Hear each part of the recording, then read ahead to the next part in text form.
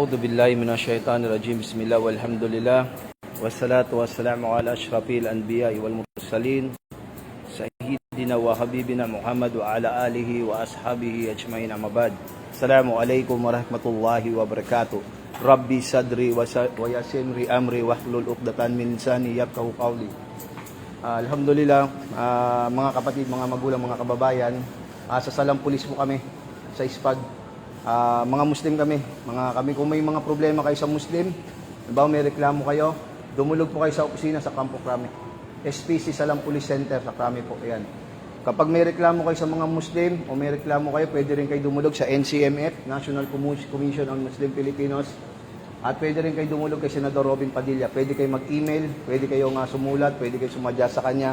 Kung may mga complaint kayo, kung may mga reklamo kayo sa Muslim, pwede po kayo pumunta sa Crame. Marami po pulis na Muslim. So, ginagawa po namin ito, yung pagpaparating ng reliyong Islam. Hindi po kami namimilit, hindi po kami hingi ng love offering o donation o ambag.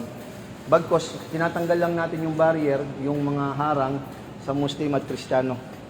So, hindi po kami hingi ng love offering at hindi kami magre-recruit, hindi kami manghihingi ng mga barya-barya at sabihin na kayo mag-Muslim sa amin. Ito'y tungkulin ng bawat Muslim na iparating sa inyo kung anong Islam. Ito'y tungkulin ng bawat Muslim.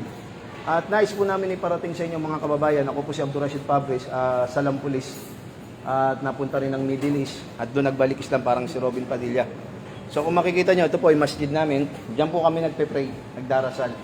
So yung pagpaparating, kaya tayo naka-live, kasi para makita ng buong mundo, o mga kasundaluhan, pulis, gobyerno, kung humingi kami ng mga love offering o donation o ambag. At magpaparating lang kami patungkol sa Islam, kung ano yung Islam para magkaroon tayo ng kaalaman. Pasensya po sa konting abala habang nakapila tayo. At least pinakilala ko, hindi ako hingi ng mga pera. Legal po kami. Makikita nyo ako sa mga kapulisan, sa sundalo, sa iba-ibang lugar. Sa airport o sa barko, sa jeep, sa taxi. Ito'y tungkulin ng bawat Muslim. At pararating ko lang sa konting sandali mga kababayan na dapat po malaman ninyo kung ano po yung Islam. Sino po yung nakakalam ng Islam? Siguro po, bagong pandinig, kung ngayon lang po kayo nakakapakinig sa ganitong may nagpapaliwanag patungkol sa pananampalatayang Islam.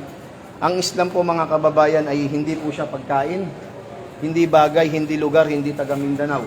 Hindi yung mahaba balbas, hindi yung matatapang dyan na nagtitinda pag ginawa kami paninda, kailangan mong bilhin. Hindi taga Saudi. Marami po taga Saudi, mga hindi rin Muslim. Arabo sila pero ang reliyon nila ay Jewish o Christian, tinatawag.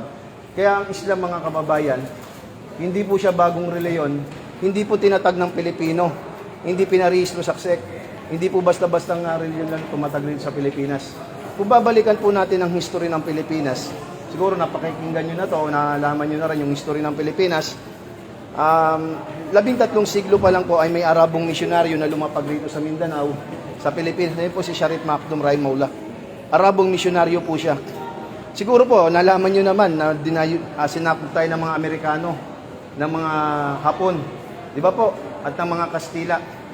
Pero ang mga Moro, ang mga taga Mindanao ay nakipaglaban. Opo, kung alam niyo yung history ni Dato Lapu-Lapu, si Lapu-Lapu po nilagay na lang po sa isda. Kung malalaman yung history ng Islam sa Pilipinas, ay ito ang bansa natin ay Maharlika. Opo, sinakop lang tayo ng mga Amerikano, ng mga Hapon, at ng mga Kastila. Kaya mapapansin nyo, sa kinantangan ni Yoyoy Villami, yung singer, kinanta niya nga ron on March 16, 1521, Philippines was discovered by Ferdinand Magellan. Opo, March 21, 1521, at yun, dumating rito ang mga Kastila, at ang panahon natin noon, panahon ng Maharlika, itong Pilipinas po, ang pangalan po ng Pilipinas ay Maharlika. Kung kilala nyo si Haring King Philip II, yung hari ng Spain, ang bansang Maharlika ay nabili niya sa Amerika, nabili niya sa Brunei. Kaya pinalitan po nito ng pangalang Philip. Kilala si Haring King Philip II, kaya tinawag ang bansa po natin na Philippines. Dahil si Haring King Philip II, isa sa pinakamayaman na hari ng Spain. Siya po ang bumili sa Brunei saka sa Amerika. Kaya pinalitan po ang Maharlika at kaya tinawag na Philip, ang bansa natin tinawag na Philippines dahil sa pangalang Haring King Philip II. Kaya po tinawag na Philippines ang bansa po natin. Moro po tayo, Tagalog sa salitang Arabic, ito malaman nyo na ang Maharlika, ang tinuturo dito sa eskwelahan, alif bata dati, ngayon ginawa ng abakada. So ang mga Kastila po ang nagbago ng ating paniniwala rito. So yun ay pawang katotohanan, hindi po kami namimilit, bagkos pinarating namin sa inyo ang Islam. Kaya po ang ibig sabihin ng Islam, mga kababayan, na ipaliwanag natin ang history ng Pilipinas, 13 siglo ay may Arabong misyonaryo na lumapag at March 16, 1521, dumating po si Ferdinand Magellan. Kaya ang nakipaglaban po rito ay mga Moro, ang mga taga Mindanao. Kaya yung Islam at Muslim po, mga kababayan, magkaiba. Ang Islam po ay reliyon na galing sa tagapaglikha. Kaya kapag may namatapang na Arabo sa Saudi, may nanakit na sinaktan yung mga katulong, kung nakikita yung social media, kapag may matatapang na Muslim, kaya nga po meron pong SPC, Salam Police Center sa Campo Crame, at meron po tinatawag na NCMF, National Commission on Muslim Filipinos, para kung may mga complaint po kayo sa mga Muslim, ay malaman po natin na kung pwede po kayong pumunta ron dumulog. Tandaan nyo po, ang Islam at Muslim ay magkaiba. Ang Islam, ito'y Arabic na salita. Ito'y tungkulin ng bawat Muslim na tayo ay magpaliwanag. Ito'y sinabi ng Propeta Muhammad sallallahu alaihi wasallam, baliguani walau ayah, na iparating namin sa inyo ang katuruan ng Islam. Tandaan nyo po, ang Islam at Muslim ay magkaiba. Ang Islam, ito'y galing sa tagapaglikha. Ito'y Arabic na salita. Hindi po siya pagkain, hindi bagay, hindi lugar. Ang Islam po, ito'y galing sa tagapaglikha. Sinabi ng Allah subhanahu wa ta'ala sa banal na Quran, Bada'udu billahi minasyaitanir rajim, bismillahirrahmanirrahim.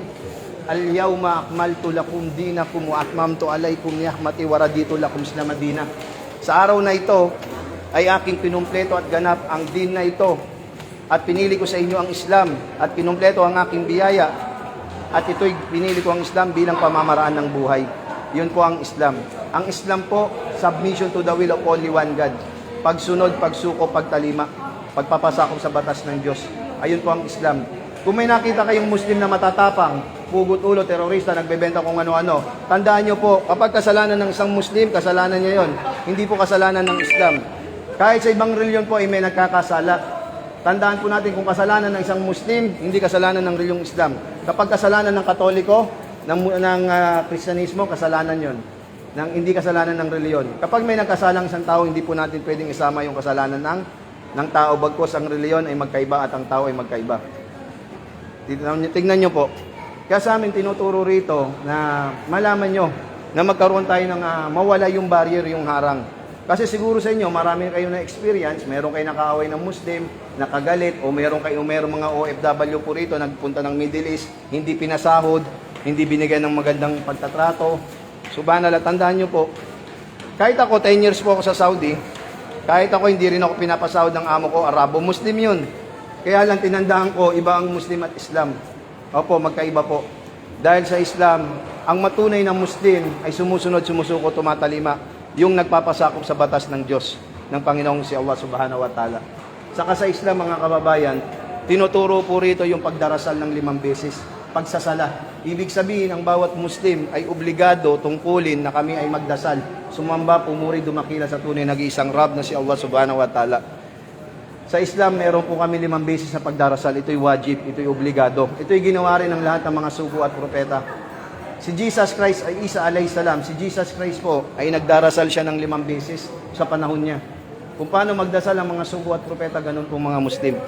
Kaya kung may mapapakinggan nyo po, pag napakinggan nyo yung ibig sabihin ng Allahu Akbar, Allahu Akbar, ang ibig sabihin po ng Allahu Akbar, ang Diyos ay dakila, ang Diyos ay dakila, si Allah ay nag-iisa.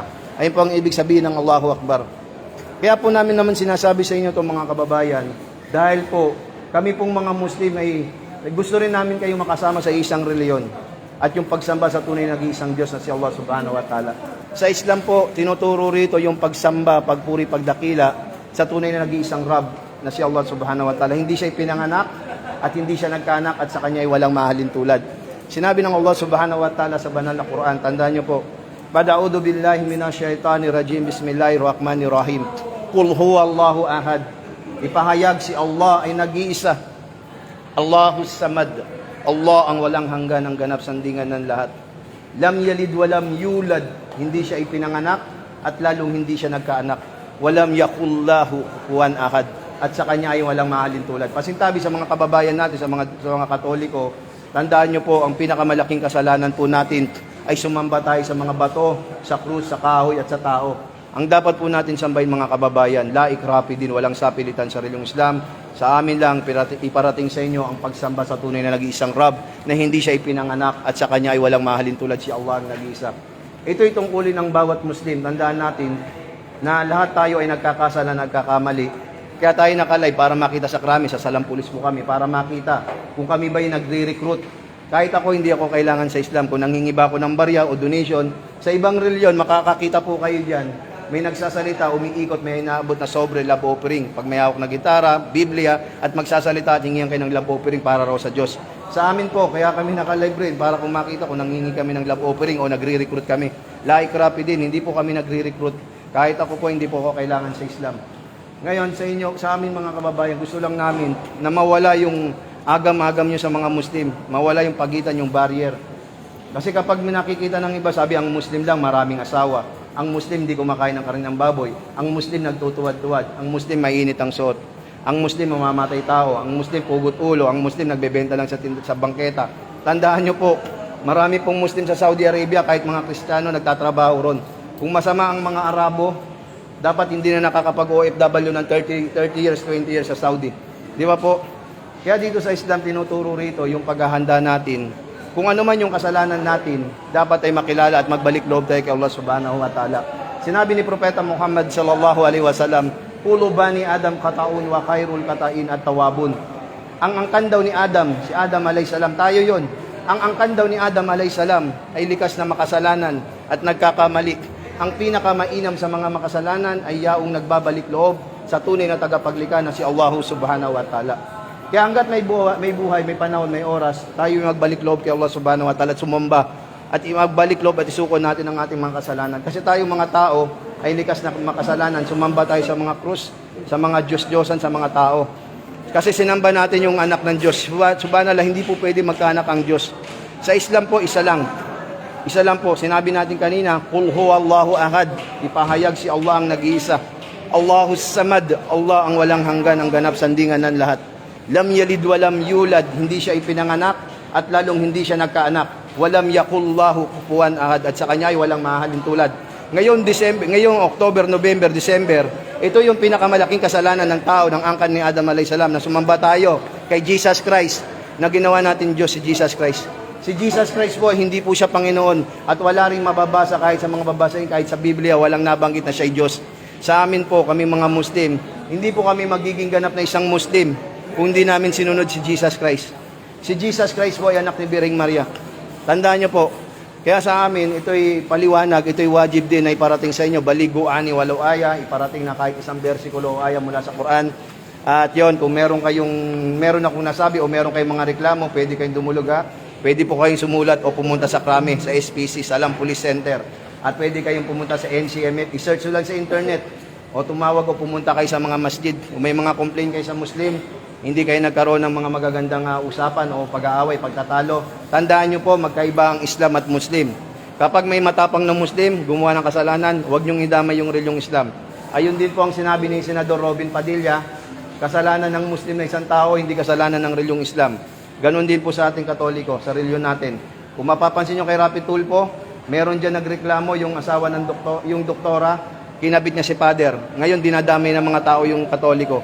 Kung kasalanan ni Father, kasalanan niya yon, hindi kasalanan ng Katoliko, ng simbahang Katoliko, di ba? Ganon din po sa Islam. Kaya ito sa amin lang pagpapaliwanag upang mawala yung harang at may turo namin sa inyo na tayo ay huwag sumamba sa mga Diyos-Diyosan, sa mga rebulto at sa tao. Ang sambahin natin yung tagapaglikha na si Allah subhanahu wa ta'ala. Dito po sa Islam na dapat po paghandaan natin yung pangkabilang buhay. Dahil dito po ay temporary lang tayo. Napakabilis ng ating buhay dito. Hindi po natin makakasama ang ating kayamanan, ari-arian, pera, diploma na pundar mo rin sa mundo.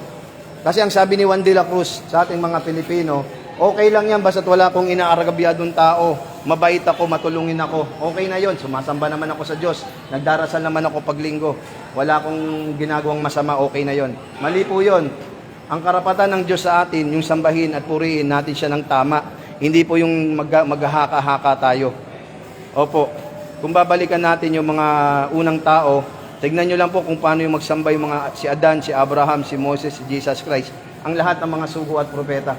Kami pong mga Muslim ay sumunod sa lahat ng mga sugo at propeta. 124,000 na mga sugo at propeta ay sinunod, pinaniniwalaan sa relyong Islam. Sa Islam po, at obligado rin sa amin na kahit isang bersikulo o aya mula sa Quran ay parating ang Islam. Opo, ang Islam, submission to the will of only one God, pagsunod, pagsuko, pagtalima sa pagpapasako sa batas ng Allah subhanahu wa ta'ala. Tungkulin din ang bawat Muslim na iparating ang tauhid, ang kaisahan ng Allah subhanahu wa ta'ala. Opo, siguro, ngayon lang kayo nakapakakinig ng ganito, na may nagsasalita, pero marami na po, dahil sa kapulisan, sa kasunduluhan, marami na po nagmumuslim. Marami po kami kasamang mga pare, mga pastor. Opo, kung meron din kayong mga gustong malaman patungkol sa Islam, pwede po kayong mag-research. Pero tignan nyo muna po yung tamang katuruan ng Islam. Kasi kapag tinignan nyo yung mga tao, sinabi ko kanina, kapag kasalanan ng isang Muslim, hindi kasalanan ng reliyong Islam. Kasi doon po nasisira yung paniniwalang Islam, sa reliyong Islam. Marami kasi sa amin, mga haka-haka, kahit sa kamusliman sa amin, sinasabi nila sila ay Muslim, pero gumagawa sila ng labag sa Islam. Iba po yung Muslim at Islam. Kapag nakakita kayong mga labag sa Islam, halimbawa ako mali, nagkamali po ako, pagkakamali ko po yun. Hindi pagkakamali ng reliyong Islam.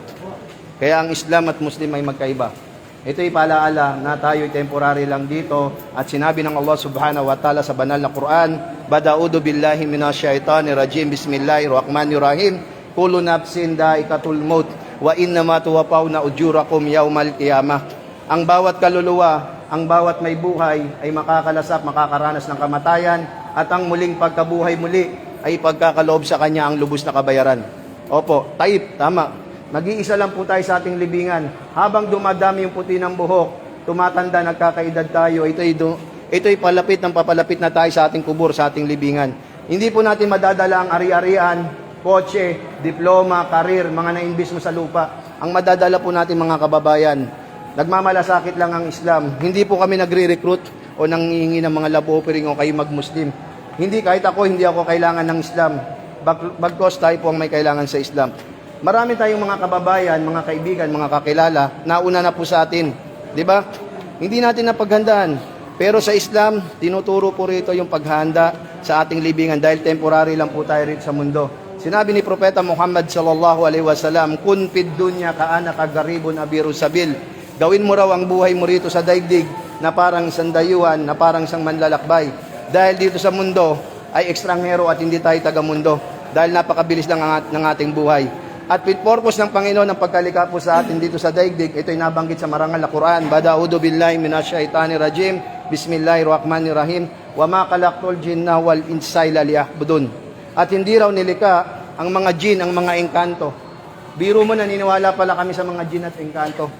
Upang sambahin lamang, nagpadala ng lahat ng mga sugo at propeta, upang sambahin lamang si Allah subhanahu wa ta'ala at bukod tangi at wala nang iba pa. Ayun po ang purpose sa atin sa mundo. At yun, magdadasal na kami, inshallah. Iyon yung pagdarasal ng 5 beses. Ayun yung pagtawag ng pagdarasal. Ibig sabihin, Allahu Akbar, Allahu Akbar. Si Allah ang dakila, si Allah ang dakila. Ayun po ang ibig sabihin. At yun, maraming salamat po. Kung mayroong ako nasabi, pwede nyo akong i-report sa SPC, sa Salam Police Campo Crame, o dumulog kayo sa NCMF. Hindi ako nanghingi ng pera o donation, hindi ako nag-recruit.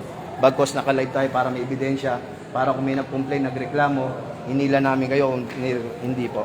At yun, hanggang dito na lang po. Subhanakallahumma bihamdi, asyhadu an la ilaha illa anta astaghfiruka wa atubu ilaik, wa akhiru dawana inalhamdulillahi rabbil alamin. Assalamualaikum warahmatullahi wabarakatuh. Maraming salamat po. Si bro, nandito rin yung nakaraan eh. Sama mo bro sa pagre-research ng Islam ha. Maraming salamat po.